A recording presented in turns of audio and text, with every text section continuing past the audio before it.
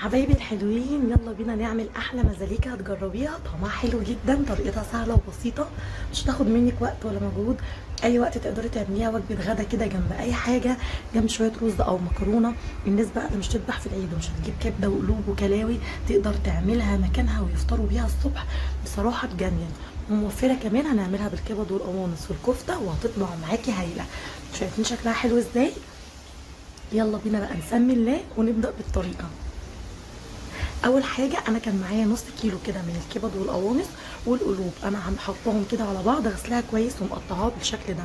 تقدري تزودي كميه الحاجه اللي بتحبيها اكتر، يعني الكبده، القلوب. طبعا القلوب يعني طعمها بيبقى يجنن. هحط بقى صينيه على النار، وبعد ما غسلت الحاجه كويس جدا هنزل بالقوانص الاول عشان هي هتاخد سوا اكتر منهم، وابتدي اشوحها في الزيت كده. وطبعا بغطيها شويه على نار واطيه عشان تبتدي تستوي معايا، ويبقى كمان متماسكه يعني سواها مع بقيه الحاجه. غطيها كده لحد ما تلاقيها اتشوحت كويس ودخلت على سوا. بنزل بمعلقه ليا، ودي بصراحه هتديكي نتيجه تجنن. ونزلت عليهم كده بمعلقه كبيره من الثوم المفروم. اول ما الثوم هيبتدي ياخد لون، هبتدي انزل بقى ببقيه الكبده والقلوب بتاعتنا. شوحيها بقى كده على نار عاليه، وبعدين هبتدي اوطي النار عشان اجهز الكفته بتاعتي. انت ممكن ربع كيلو بس من اللحمه، انا بجهز كفته الحاتي دي، كفته الشوي، بشيلها في الفريزر.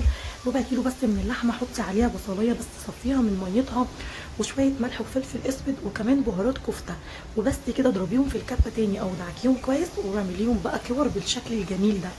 شكلها بتبقى تحفه، طعمها حلو قوي زي اللي بناكلها كده بره عند بتوع السنين. وكمان تقدري تعمليها لو هتعملي الكبد والكلاوي يعني بتاعت العيد، بتبقى حلوه قوي معاها. هتزود لك الكميه، وانا عامله طبعا اقل من ربع كيلو بكتير، على حسب الكميه اللي انت عايزاها. ربع كيلو لحمه هتديكي نتيجه اكبر من كده كمان بكتير جدا. شايفين بقى؟ خلاص كده اتشوح كله مع بعضه. هنزل بشويه الفلفل بتوعنا اللي هيدونا تيست بقى يجنن. فلفل حامي، فلفل رومي، زي ما تحب. نزلت كمان كده بمعلقه صغيره من الثوم، وبس كده. هي رش لها بقى رشه ملح ورشه فلفل اسود، وكمان هحط لها رشه صغيره من الكمون على الكزبره. هي مش بتحتاج توابل كتير، وممكن لو عايزه الملح والفلفل الاسود بس بتبقى هايله. قلبيها. مش قادره اقول لك بقى على الريحه، خلي بالك بقى عشان بتقعد تفرقع كده، بصراحه تجنن. شايفين بقى شكلها حلو ازاي؟ وريحتها انا مش قادره اوصف لكم.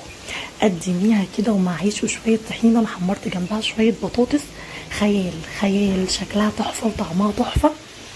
كل اللي هيجربها هتعجبكم جدا. لو لسه بتشوفيني لحد دلوقتي، لايك وشير للفيديو. ولو مش مشتركه في قناتي، اشتركي في القناه وتفعلي جرس التنبيه عشان يوصلك مني اشعار بكل جديد.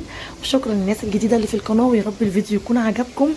وكل سنه وانتم طيبين، وباي باي.